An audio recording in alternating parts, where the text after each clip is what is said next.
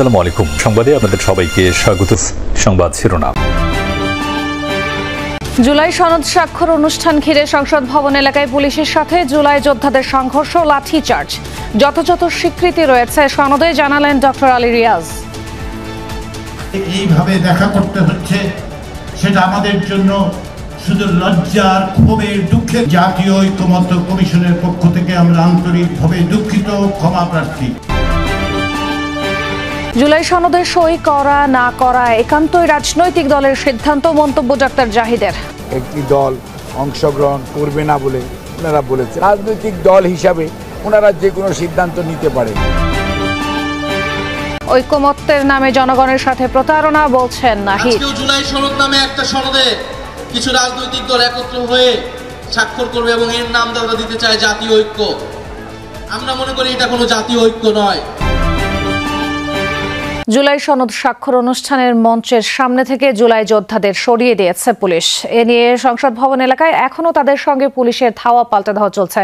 এর আগে সকালে সনদ স্বাক্ষর অনুষ্ঠান বয়কটের ডাক দিয়ে মঞ্চের কাছাকাছি অবস্থান নেন জুলাই যোদ্ধারা। জাতীয় সংসদ ভবনের প্রবেশ মুখে তারা অবস্থান নিয়ে বিক্ষোভ করছিল। তাদের দাবি, আহত জুলাই যোদ্ধাদের রাষ্ট্রীয় স্বীকৃতি প্রদান, যা জুলাই সনদে নেই। এমন পরিস্থিতিতে মঞ্চ থেকে জাতীয় ঐক্যমত্য কমিশনের সহসভাপতি অধ্যাপক আলী রিয়াজ জানান, জুলাই সনদে থাকছে জুলাই যোদ্ধাদের স্বীকৃতি, তাই তাদের অনুষ্ঠান এলাকা থেকে সরে যাওয়ার আহ্বান জানান তিনি। কিন্তু এমন ঘোষণার পরও জুলাই যোদ্ধারা অনুষ্ঠান স্থল ত্যাগ না করে পুলিশ বল প্রয়োগে বাধ্য হয়।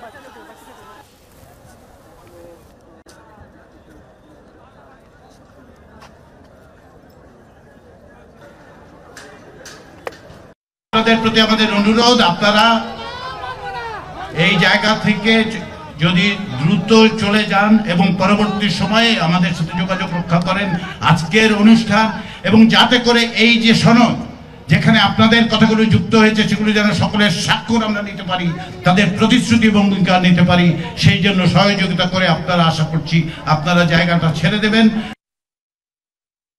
এদিকে বিকালেই সংসদ ভবনের দক্ষিণ প্লাজায় আনুষ্ঠানিকভাবে সনদে সই করবেন রাজনৈতিক দলগুলোর প্রতিনিধিরা।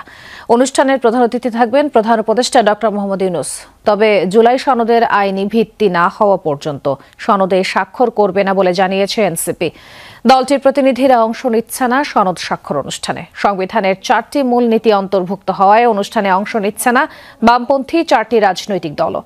অন্যদিকে জামায়াত অনুষ্ঠানে অংশ নিলেও সনদে স্বাক্ষর করা নিয়ে রয়েছে সংশয়। এদিকে অনুষ্ঠান ঘিরে সর্বোচ্চ নিরাপত্তা ব্যবস্থা নেওয়া হয়েছে।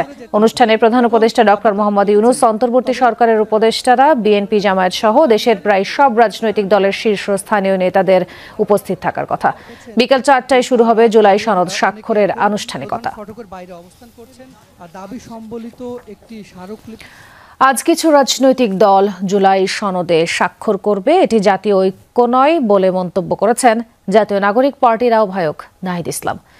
জাতীয় শ্রমিক শক্তির আত্মপ্রকাশ অনুষ্ঠানে কথা বলেন তিনি। বলেন, জাতীয় ঐক্য হলো যেখানে শ্রমিক সহ নানা শ্রেণী পেশার মানুষ একত্রিত হয়ে দেশের কল্যাণে কাজ করবে।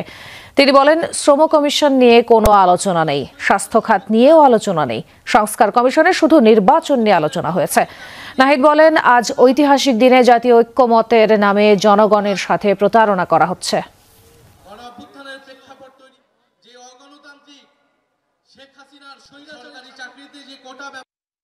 আজকেও জুলাই সনদ নামে একটা সনদে কিছু রাজনৈতিক দল একত্র হয়ে স্বাক্ষর করবে এবং এর নাম তারা দিতে চায় জাতীয় ঐক্য। আমরা মনে করি এটা কোনো জাতীয় ঐক্য নয়। জাতীয় ঐক্য হচ্ছে এখানে যেখানে ছাত্র, শ্রমিক এবং নানান পেশাজীবীর মানুষ একত্রিত হয়েছে। জুলাই সনদে স্বাক্ষর করা না করা যে কোনো রাজনৈতিক দলের নিজস্ব সিদ্ধান্ত, এই মন্তব্য করছে বিএনপির স্থায়ী কমিটির সদস্য ডাক্তার AJM জাহিদ হোসেন।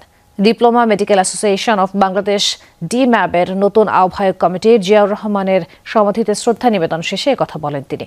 বলেন, এত মানুষের আত্মত্যাগ ও অংশগ্রহণের পরও এটা নিয়ে শঙ্কা থাকলে জাতি হিসেবে বাংলাদেশ বিশ্ব দরবারে অস্তিত্ব সংকটে পড়বে। রাষ্ট্র যখন দায়িত্ব নিয়েছে জুলাই সনদ স্বাক্ষর ও বাস্তবায়নের, তখন এ নিয়ে দ্বিমত করা উচিত না, সবার অংশগ্রহণ করা উচিত। একটি দল অংশগ্রহণ করবে না বলে ওনারা বলেছে, বাট ওনারা ওটাও বলেছে যে ওনারা পরবর্তীতে আবার যখন ডাকা হবে সেগুলোর মধ্যে যাবে এবং যদি ওনারা মনে করে যে এটা সনদে স্বাক্ষর করবেন তাহলে ওনারা স্বাক্ষর করবে। রাজনৈতিক দল হিসাবে ওনারা যে কোনো সিদ্ধান্ত নিতে পারে। বহুল আলোচিত তত্ত্বাবধায়ক সরকার এক ব্যক্তির 10 বছরের বেশি ক্ষমতায় না থাকা সহ উল্লেখ করার মতো সংস্কার প্রস্তাবে একমত হয়েছে রাজনৈতিক দলগুলো। সংবিধানের 70 অনুচ্ছেদ সংশোধনেও মতৈক্যে পৌঁছেছে তারা। তবে একমত হতে পারেনি উচ্চকক্ষে পিআর পদ্ধতিতে। সবশেষ এসব প্রতিশ্রুতি বাস্তবায়নের প্রক্রিয়া নিয়েও মতভেদ রয়েছে দলগুলোর। এই অবস্থার মধ্যেই স্বাক্ষর হতে যাচ্ছে জুলাই সনদ। রাষ্ট্র সংস্কারের উদ্দেশ্যে গেল ফেব্রুয়ারিতে অধ্যাপক আলী রিয়াজের নেতৃত্বে শুরু হয় ঐকমত্য কমিশনের আলোচনা। 30টির বেশি রাজনৈতিক দলের সাথে বৈঠক চলে 3 ধাপে। 166টি প্রস্তাবের উপর নেওয়া হয় মতামত। 9 মাসের আলোচনার পর জুলাই সনদে ঠাঁই হয়েছে 84টি সংস্কার প্রস্তাব। এর মধ্যে 47 প্রস্তাব বাস্তবায়নে সংবিধান সংশোধন করতে হবে। বাকি 37টি অধ্যাদেশ ও নির্বাহী আদেশে কার্যকর করা সম্ভব। এসব প্রস্তাবের মধ্যে 75টিতে একমত হয়েছে দলগুলো। এক ব্যক্তি সর্বোচ্চ 10 বছর প্রধানমন্ত্রী থাকার পক্ষে 30 রাজনৈতিক দল। বিরোধী দল থেকে ডেপুটি স্পিকার নিয়োগের বিষয়ে একমত 31 দল। এগুলো যদি রাজনৈতিক দলগুলো ওন করে রাষ্ট্রের গণতন্ত্রায়নে এই পয়েন্টগুলো যে বিষয়তে ঐক্যমত হয়েছে এগুলো গুরুত্বপূর্ণ ভূমিকা রাখবে। তবে হ্যাঁ, ফাইনালি এই জুলাই সনদের সাথে যদি জাতীয় পার্টি থাকতো, যদি আওয়ামী লীগ থাকতো, আমি বলছি ইফ, তাহলে এটা তো অসাধারণ একটা ঘটনা হয়ে যেত বাংলাদেশের ইতিহাসে। বিএনপি সহ কয়েকটি দলের নোট অফ ডিসেন্ট আছে 9 বিষয়ে। উচ্চকক্ষে পিআরের পক্ষে জামায়াত, এনসিপি সহ 23টি রাজনৈতিক দল। এতে আপত্তি আছে বিএনপি সহ 7 দলের। একই ব্যক্তি একসাথে প্রধানমন্ত্রী, সংসদ নেতা ও দলীয় প্রধানের পদে না থাকার বিষয়েও ভিন্ন মত আছে দলটির। সমস্যাটা তৈরি হয়েছে সেটা হলো যে গণভোটটা আগে হবে না ইলেকশনের দিন হবে, এই তো বিষয়। এখন তো সিদ্ধান্ত নেওয়াটা চলে গেছে সরকারের হাতে। যেগুলো নোট অফ ডিসেন্ট আছে এগুলোর ব্যাপারে একটা অনিশ্চয়তা থাকবেই। তবে এটা নিয়েই তো চলতে হবে আমাদের সামনে, এটাকে তো আমরা অ্যাভয়েড করতে পারবো না। তৃতীয় ধাপের আলোচনা ছিল মূলত জুলাই সনদ বাস্তবায়নের প্রক্রিয়া নিয়ে। তাতে গণভোট প্রসঙ্গে দলগুলো একমত হলেও সময়সীমা নিয়ে বিএনপি জামাতের ভিন্ন মত আছে। বিএনপি চায় সংসদ নির্বাচনের সাথে একই দিন গণভোট হবে, আর জামায়াতের দাবি নভেম্বরে। আবার এনসিপি চায় ভোটের আগে জুলাই সনদের আইনি ভিত্তি। প্রত্যেকটা পরিবর্তনের স্থায়িত্ব রাজনৈতিক বোঝাপড়া এবং রাজনৈতিক সরকারের উপর নির্ভর করছে। অনারেবল চিফ অ্যাডভাইজার উনি যদি বলেন আগামী 1 মাস পরে নির্বাচন হবে, যদি উনি এই কথাটা বলেন যে আমি আর পরে আর পারবো না, আমার আর ইচ্ছা করছে না, তাতে ওনারা সবাই 1 মাস পরে নির্বাচন যাবেন। যে সমস্ত এক্সপেকটেশনগুলো আমাদের ছিল 24-এর গণঅভ্যুত্থানের পরে, তার কোনোটাই তো আসলে এখন পর্যন্ত আমরা অর্জন করতে দেখিনি বা পারি। বুঝতেই পারছেন যে এখানে যার যার সুবিধার গেমের ব্যাপারটা তো আছেই। আবার বড় বড় রাজনৈতিক দলগুলো অন্যান্য রাজনৈতিক দলগুলোর মতামতকে সঠিকভাবে মূল্যায়ন না করার অভিযোগও কিন্তু আছে অনেকের মধ্যে।